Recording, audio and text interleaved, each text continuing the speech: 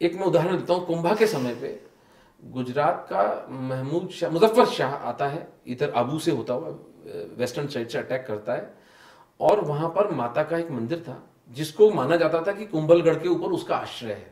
जब तक वो माता का मंदिर सुरक्षित है तब तक कुंभलगढ़ को कोई फतेह नहीं कर सकता, और वो वाकई नहीं हुआ था।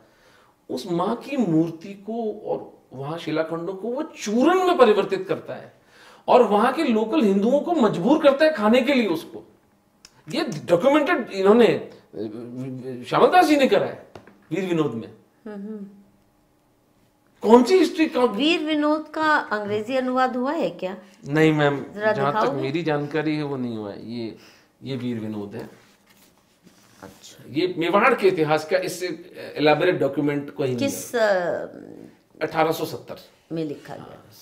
ठीक है, सज्जन सिंह जी महाराज थे, तो इसका मतलब ये भी काम है जो किसी न किसी को जल्दी से करना चाहिए। जी, इसके 4 वॉल्यूम्स हैं, ठीक है। जिसमें इन्होंने पहले वाले में जो मैं आपको आज बापा रावल खुमान की कहानी सुना रहा हूँ, इसमें प्रताप की तो जितनी डिटेल में आप बता रहे हैं इससे ज्यादा होगी ना इस किताब में। तो और क्या बताते काम हैं? की बात मैंने निकाल ली बापा है। राव ने और कुछ क्या बताते हैं? बापा रावल के बारे में एक और बात जो समझ में आती है वो ये थी कि वो एक आध्यात्मिक किस्म के व्यक्ति थे, और वो जो तलवारें उनकी और वो उनका भार था और वो सब तो एक है, बट लार्जली जो इंस्टीट्यूशनल रिस्पॉन्स इस्लाम को उन्होंने दिया कि 500 साल तक हम सुरक्षित रहे इस माफिया से, वो बापा रावल का क्रिएशन था पूरा का पूरा।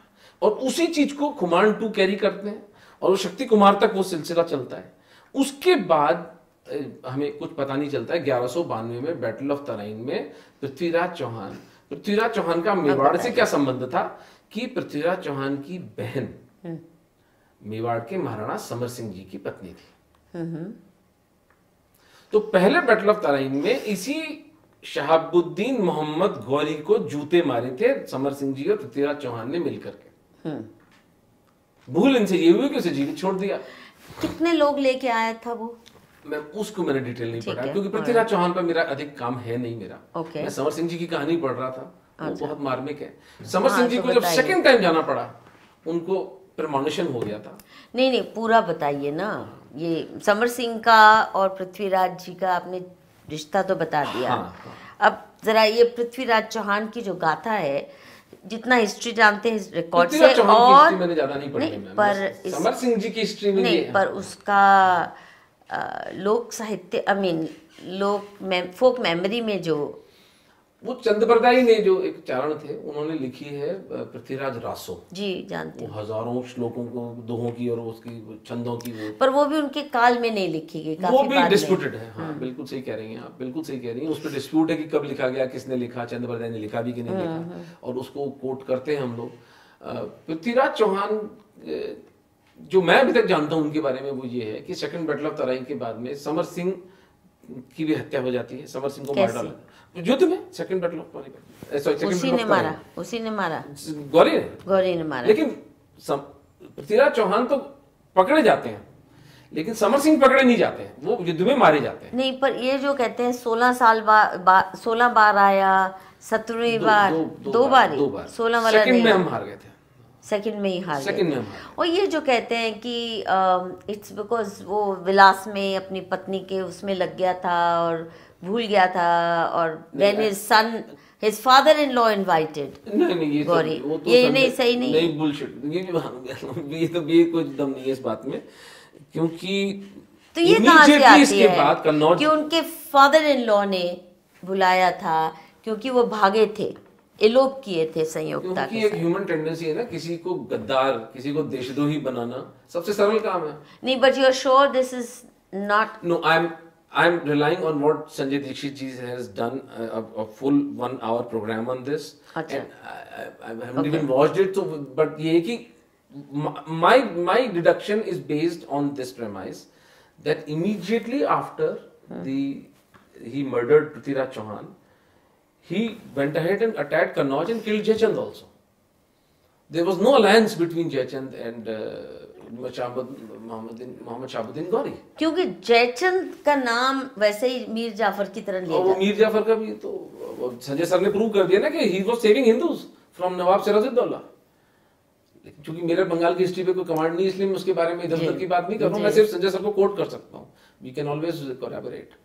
But coming back to Mewar, Samar Singh ji के देहांत के बाद भी मेवाड़ का सूर्य अस्त नहीं होता है, यानी मोहम्मद शहाबुद्दीन गौरी आता चला जाता है, क्योंकि ये तो लुटेरे थे, इनके पास जब पैसा खत्म हो जाता था, इनको जब गुलाम चाहिए होते थे, औरतें चाहिए होती थी, हमारे आते थे, लूट के चले जाते थे।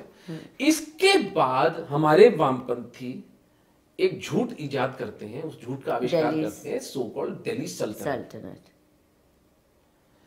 अब ये कैसी दिल्ली सल्तनत थी, मुझे बताए कोई, जिसके एटलीस्ट 4 मेरे पास रिकॉर्डेड उदाहरण है।